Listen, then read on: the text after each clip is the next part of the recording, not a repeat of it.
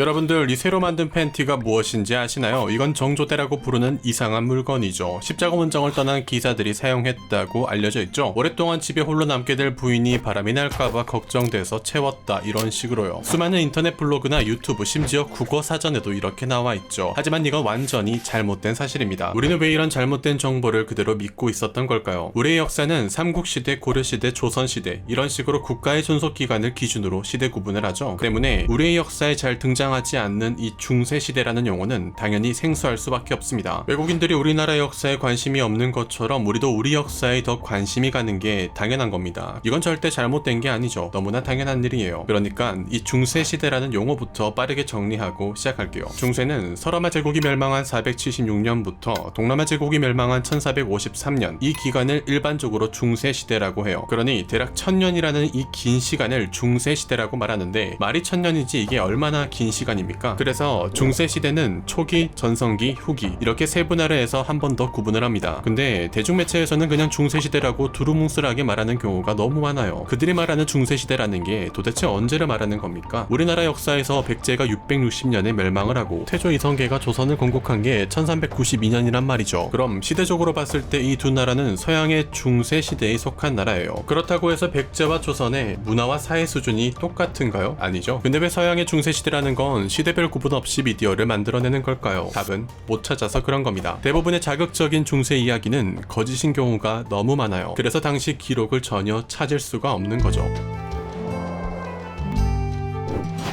십자가 원정을 떠난 기사들이 집에 혼자 남은 부인에게 이런 걸 채웠다. 예루살렘 탈환이 목적이었던 십자군 전쟁은 1095년부터 예루살렘 왕국의 수도였던 아크레가 함락당한 1291년까지를 말해요. 따라서 십자가 원정을 시기로 보면 11에서 13세기 경에 일어났던 사건이죠. 하지만 아쉽게도 이 시기에 제작된 것으로 추정되는 유물이 남아있거나 이런 게 존재했다는 기록은 전혀 없습니다. 하지만 사료가 모든 걸 말하진 않죠. 그러니 100번 양보해서 있었다고 한번 해보죠. 남편이 부인에게 이런 걸 채웠다는 건 반대로 말하면 그만큼 문란했기 때문에 도저히 그냥 놔두고 떠날 수 없으니 개인적인 권력으로 제안을 했다고 이해할 수 있겠죠. 하지만 당시의 법체계가 그렇게 무능하진 않았죠. 그런 불미스러운 일을 저질러 발각되면 반드시 처벌이 뒤따랐거든요. 근데 여기서 처벌의 문제가 있어요. 중세유럽의 국가들은 게르만 부족에서부터 시작된 국가죠. 거기다 빠르게 로마 가톨릭으로 개종했어요. 그러니 교회법이나 관습법은 남성이 우월하다는 기준으로 만들어졌죠. 한마디로 만연하게 퍼져있는 성차별은 너무나 당연한 일상이었고, 이 불륜의 문제 또한 온전히 여성의 잘못으로 보고 있죠. 때문에 성별에 따라 처벌 수준이 달랐어요. 여성의 경우 채찍질을 당할 수도 있었고 머리가 밀릴 수도 있었으며 옷이 벗겨져 거리에 전시될 수 있었어요. 중세 초기에는 사형까지 집행이 됐는데, 다행히 십자군 전쟁이 일어난 시기에는 공식적인 사형은 없었고 그냥 화를 못 이긴 남편이 감금을 하거나 셀프 처형을 하는 경우는 흔했죠. 반면 남성의 경우는 기소 대상 자체가 될 수가 없었어요. 공범으로 기소되는 경우는 있었지만 굉장히 보기 힘든 일이죠. 공범으로 고발한다고 하더라도 정작 여성에게 따라붙는 꼬리편은 없어지지 않았죠. 거기다 남편이 이해를 해주는 것도 아니에요. 재판이 끝나고 돌아와도 가문의 명예를 실추한 책임을 물어 쫓겨나거나 감금을 당했습니다. 기사라는 신분으로 밀어봤을 때 대부분이 정략 결혼을 한 상태다 보니까 사랑으로 감싸주는 남편은 극히 드물었어요. 이러니 억울하게 당해도 고발 자체를 할 수 없는 구조죠. 즉 한마디로 피해자가 가해자로 둔갑하는 현실이 문제였던 거였죠. 당연히 법을 집행했던 나라와 그 시기에 따라서 관습법으로 처벌을 하냐 교회법으로 처벌하냐 정도의 차이는 있었겠지만 사회 근간에 걸쳐 뿌리 깊게 박혀있던 차별의 시선은 모든 유럽 국가의 공통점이었다는 건 사실입니다. 중세인들은 오늘날의 우리보다 성관념이 더 개방적이고 활동적이었죠. 대부분의 남성들이 15세 이전에 경험을 했다는 기록이 남아있어요. 그래서 그런지 당시 사회 풍조는 동정인 남자들을 놀려대는 분위기였죠. 반대로 말해서 남자다움을 대표하는 건 얼마나 많은 여자들과의 경험이 있었냐, 이게 중요했던 시기였어요. 그러니 남자들은 주변의 여자들을 가만히 놔두질 않았어요. 거기다 12세기에는 궁정식 사랑이라는 개념이 있었는데, 간단하게 요약하면 청년기사와 배우자가 있는 기부인의 안타까운 사랑을 궁정식 사랑이라고 해요. 주로 이게 로망스라는 문학 장르의 주된 내용인데 큰 유행을 했던 것도 사실이었지만 무엇보다 엄청난 미화를 했단 말이죠. 말이 좋아 안타까운 사랑이지 결코 이뤄지면 안 되는 사랑이잖아요. 그러다 보니까 집에 홀로 남은 여인들은 젊은 기사들의 공략 대상이 될 수밖에 없었어요. 있었던 게 당시 현실이었습니다. 그래서 아주 만약에 당시 이런 게 있었다고 하면 여성의 외도를 막는 목적이 아니라 우리나라의 은장도처럼 호신용으로 직접 착용했을 확률이 더 크죠. 근데 당시 재련 기술을 고려해보면 실효성이 거의 없지 않았을까 생각이 듭니다. 당연히 바람을 피는 여성들도 있었겠죠. 정략결혼이라는 게 사랑을 하던 말든 결혼을 하는 거잖아요. 그러니까 충분히 있었을 겁니다. 하지만 제가 여러분들께 말씀드리고 싶은 건 중세유럽이라는 사회 분위기를 고려했을 때 여성이 자유롭게 무언가를 할 수 있는 시대가 아니라는 거죠. 다시 한번 말하지만 11에서 13세기 경에는 이런 걸 썼다는 기록과 유물 자체가 없어요. 현재 가장 오래된 기록은 1405년 콜라드 카이저의 벨리포르티스라는 책에서 나오는 그림인데요. 이 책은 당시 신성로마 제국의 루프레이트 3세에게 헌정된 책이에요. 굉장히 정교한 사파와 풍부한 내용이 들어가 있어 필사도 많이 된 책이죠. 주된 내용은 당시 공성병기의 운용 방법과 군사 전술에 대해서 설명하는 책인데요. 그런데 굉장히 기괴한 장치들이 마구 등장해요. 그리고 문제의 이 그림도 같이 실려있죠. 그리고 이걸 피렌체 여성들의 강화된 강철거들이라고 짧게 설명하죠. 때문에 이 문구와 이 그림을 보고 가장 오래된 기록이라고 말하며 당시에 있었을 것이다 라고 추정을 하죠. 근데 조금 이상하지 않나요? 콜라드 카이저는 독일 바이에른 지역에 살았던 사람인데 뜬금없이 토스카나 지방의 피렌체 여성을 언급하며 이 그림을 그렸다는 것, 이게 중요한 포인트죠. 특정 지방의 여인들을 지목했다는 것부터가 반대로 말하면 다른 지방의 여인들은 이딴 걸 차지 않는데 피렌체의 여인들만 차고 있다, 이렇게 해석할 수 있죠. 한마디로 비꼬는 거예요. 그러니 이 설명부터가 신뢰성을 확 떨어뜨리죠. 그렇다면 왜 하필 피렌체냐? 15세기 초 피렌체는 중세유럽에서 아주 번창한 도시 중 하나였는데요. 여러분들이 잘 알고 계시는 15세기 르네상스가 바로 이 도시를 중심으로 퍼져나갔어요. 때문에 피렌체에는 다양한 문예 작품들이 남아있죠. 피렌체 공화국 옆에는 라이벌 국가였던 루카 공화국이 있었어요. 그리고 이곳에 지오반니 세르캄피라는 약사도 있었죠. 그는 1400년에 단편 소설들을 집약해서 책 하나를 만듭니다. 제목은 따로 없어요. 그냥 이야기들이라는 책인데요. 단편 중에는 피렌체에 거주하는 남자들의 이야기들이 실려있죠. 근데 그 중에 의처증이 굉장히 심한 남자 이야기가 있어요. 여기서 이 문제의 벨트가 등장합니다. 대략적인 이야기를 해드리면 의처증이 너무 심했던 나머지 아내에게 이 벨트를 채웠는데 얼마 안가 벨트 때문에 아내가 죽게 됩니다. 그리고 두 번째 아내를 맞이했을 때 마찬가지로 벨트를 채우려고 했는데요. 두 번째 아내는 완강하게 저항을 한 거죠. 그러다 큰 싸움이 벌어졌고 남자가 오히려 죽게 됩니다. 그러니까 이 벨트는 당시 남자들의 어리석은 욕망을 풍자하면서 라이벌이었던 피렌체 공화국의 이미지를 깎아내리기 위해 만들어낸 장치였던 거죠. 콜라드 카이저의 벨리포르티스는 1405년에 제작이 되고 지오반니 세르캄피의 책은 1400년도에 제작이 됐죠. 시기가 일치하죠. 그러니 콜라드 카이저는 높은 확률로 이 책을 본 것 같습니다. 근데 소설에서 언급되고 심지어 그림도 있으니까 실제로 있었을 확률이 더 커 보이잖아요. 하지만 결정적 증거가 따로 있어요. 벨리포르티스는 당대에도 꽤 잘 만들어진 책이다 보니까 필사본들이 굉장히 많거든요. 원본이라고 말할 수 있는 제7장으로 구성된 버전, 그리고 필사가 거듭되면서 늘어난 제10장 버전, 이렇게 두 가지 버전들을 토대로 필사본들이 만들어졌어요. 이 중 제10장 버전에서 추가적인 코멘트가 작성이 되죠. 내용은 이 벨트를 비롯해 검은 피부의 여왕이라든지 고문기구라든지 이러한 특이한 장치들은 진위 여부를 확인할 수 없다. 그러니 유머러스하게 넘길 걸 권한다 라고 적혀있죠. 이 책은 본래 황제에게 헌정될 목적으로 지어진 책이잖아요. 그러다 보니까 아무리 그림책이라고 하더라도 독자 입장에서는 지루할 수가 있어요. 때문에 분위기 환기용으로 이러한 재미 요소를 추가했던 것으로 추정하고 있죠. 이 그림은 당시 콜라드 카이저의 성드립이었다, 이 정도로 해석하는 게 좋을 것 같습니다. 이 주장에 힘을 더 실어주는 건 마찬가지로 이 시기에도 제작된 유물은 없어요. 그저 풍자용으로 그림이 그려지거나 기록들이 점차 등장하긴 하는데 그 당시에 사용된 것으로 추정되는 유물은 단 한 점도 없습니다. 철로 만들어진 물건이다 보니까 뭐 어디 하나 짱 박혀 있을 수가 있거든요. 근데 아무리 찾아봐도 없다는 거예요. 한때 16세기 피렌체에서 만들어진 것으로 알려져서 박물관에 전시된 것도 있었는데 19세기 영국에서 만들어진 모조품이었다는 게 밝혀졌죠. 이렇듯 대중매체에 노출되는 대부분의 벨트들이 18에서 19세기 정도에 제작된 것으로 확인돼요. 실제로 이 시기에는 수음행위를 굉장히 안 좋게 생각했어요. 때문에 의학저널에서는 아동과 청소년의 수음행위를 막기 위한 용도로 이걸 사용하자라는 언급이 여러 차례 된 적이 있다고 합니다. 그리고 19세기 영국에서는 하녀들에 대한 성범죄가 굉장히 심했는데 때문에 이를 막기 위한 용도로 사용될 수 있었다 정도의 추론은 있어요. 그나마 꽤 올바르게 사용될 수 있었던 시기는 중세가 아니라 19세기가 아니었나 싶습니다.